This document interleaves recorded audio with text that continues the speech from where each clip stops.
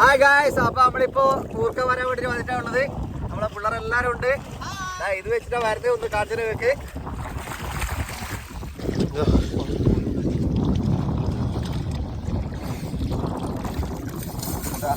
സാധനം